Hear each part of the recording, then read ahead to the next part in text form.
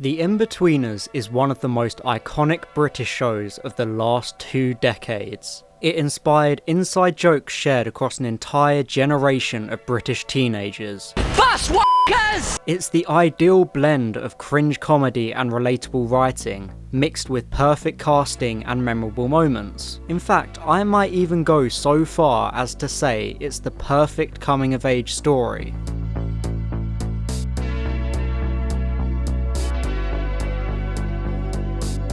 If you don't know, The Inbetweeners was a British sitcom which ran from 2008 to 2010. It's based around the classic coming-of-age story about a group of hormonal school friends trying to become cool and get laid. Think American Pie, but actually funny. Which is surprising because the same creators of The Inbetweeners also made the worst, most unfunny show ever. She can't do that! Shoot her! Or something. If you ask any Brit under 30 if they've heard of The Inbetweeners, they'll probably say yes, it's just that iconic. But why? The Inbetweeners is pretty much the perfect representation of growing up in England during the mid to late 2000s and early 2010s. It's safe to say that everyone can relate to one scene of this show at the very least. The show features so many aspects of life in secondary school. From bunking off to your first breakup, it encompasses so many life events for a British teenager, but with the typical exaggerated sitcom twist. It feels so relatable because it's all based on real life, in a way. But wait, Harbo, how is someone shouting at guys with Down syndrome on a roller coaster relatable? Well, that actually happened to one of the writers of the show, apparently. Inconsiderate assholes!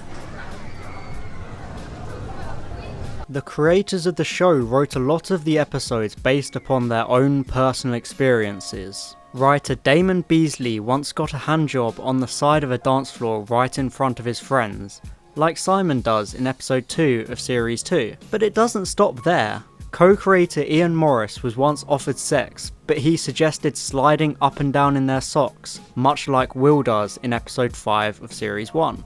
There are countless other things in the show that are based on the creators' lives, such as the iconic football friends scene. F***ing football friend! This shows how the writers drew on their own experiences for the show, and that really makes it all seem real. Not only does The Inbetweeners dramatise all the experiences that go hand in hand with British school life, it also has all the kinds of characters you'd expect from this period in your life. There's the dickhead teacher who everyone hates beyond belief. There's the teacher who makes everyone thirstier than a Belle Delphine fan. As something of an outsider, I'd say that actually, she isn't very fit at all. She's just the only adult female in the school under 30. She is so fit. There's also that one teacher that is almost certainly a pedo. Let's get you out of these clothes. Sir, I told you, I'm not modelling. Oh, no, you are. I had a word with the man. The man said... The show finished 10 minutes ago. You get the gist. Almost all the characters in the show are rooted in reality, and it honestly shows. Even the 4 main characters are hugely relatable. We've all had that one mate who constantly talks out their ass and makes up every story they ever tell. We've all known someone like Simon or Will. We've also all been at least one of these 4 characters at some stage in our lives. Even though they're all ridiculously over-exaggerated, the basis of their personalities are hugely relatable and realistic. They each represent 4 of the most common character traits of a British teenager. I go out to London all the time. When do you ever go to London? All the time. I went last weekend. The Inbetweeners is so iconic because it's clear that the cast got along off-set. They have such good chemistry. It makes the laddish banter seem so much funnier and a lot more real. It's like they are actual mates, rather than 4 actors playing characters half a decade younger than they are. And that's another reason why the show is so good. Everyone looks the age they should be. It's not like a lot of those American high school films where you have supposed 16-year-olds who instead looks like they're in their mid-20s. Because they are. How do you do, fellow kids? What? Even though the actors in The Inbetweeners were also in their early to mid-20s when they were in the show, they actually look and act the part. Speaking of acting the part, a big reason why the despicable character of Mr. Gilbert is so, well, despicable is because actor Greg Davis was actually a teacher for 13 years before becoming a comedian. This furthers the realism even more because he is able to capture all the nuance of a real hateable teacher. Even with all the typical sitcom exaggerations, you could still imagine having Mr. Gilbert as your teacher. It's not exactly unlikely to have a teacher that bitter and despicable. Hell, I had multiple. I'll ask you again. How did this happen? I tripped. Clumsy.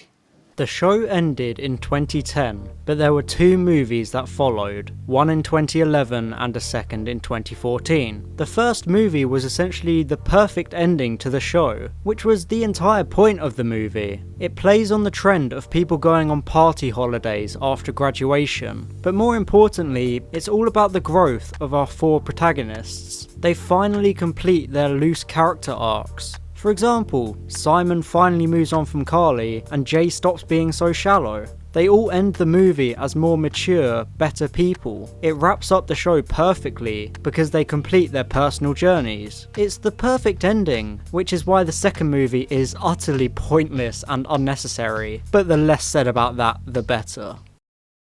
I was talking to a good friend of mine and I think she summed up the show perfectly. It's a simple case of expectations versus reality. The 4 main protagonists constantly expect their plans to work perfectly. They think they're players who can do anything, even though they always fail. Simon thinks that Carly will just fall in love with him if he gets drunk, but instead he ends up throwing up on her little brother. Part of the very core of the show is that their plans never go the right way, because they always have such high expectations. When reality comes and counters these expectations, it produces the absurdly hilarious situations that make the show iconic. Almost all the comedy comes from the social awkwardness and ineptness of the 4 protagonists. They just can't seem to navigate through any social situation at all without finding some way to ruin it. Oh, hi Jay. You queuing? Yeah, think I might piss my pants any minute. Oh. The show relies heavily on cringe comedy, and it does it perfectly. If anything, it does it too well. Sometimes the comedy is so perfectly cringy that you struggle to watch it out of secondhand embarrassment. That just speaks to the level of realism in the show. You could genuinely imagine a lot of these situations actually happening in your life, even though they're completely outrageous situations. It speaks to the general awkwardness of teenagers, especially the awkwardness of the social group the show is named after. Most people in your typical secondary school would probably be classed as an in-betweener. It's seemingly the most common social group in school. They're not quite cool enough to be with the popular groups, but they're not lame or weird enough to be with the unpopular groups. They just kind of hover in the middle, never fully breaking into either, despite occasionally straying into them. I think a large part of the show's success is because it appeals to this wider demographic. It allows more people to feel like they can relate to the characters in the show.